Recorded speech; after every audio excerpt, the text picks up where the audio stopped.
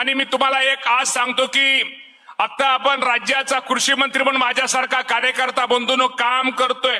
एकनाथजी शिंदे साहेब असतील, फडणवीस साहेब असतील, वहिनी असतील, या मंडळींचं सहकार्य निश्चित प्रकारे आहे.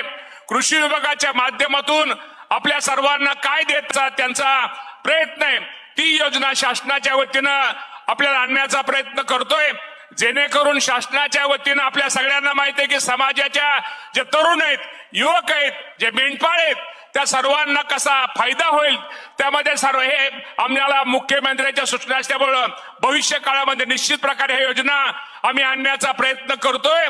आणि सर्वात महत्वाची ह्या वर्षीची गोष्ट म्हणजे या राज्याचे मुख्यमंत्री यांनी आपल्या सर्वांना माहित आहे की पुण्यश्लोक अहिल्या देवींच्या नावानं या वर्षी शेतकऱ्यांची कर्जमाफी ही त्यांनी जाहीर केलेली आहे.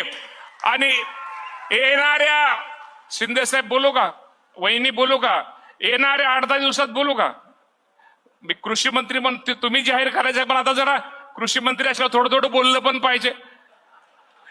त्यामुळं येणाऱ्या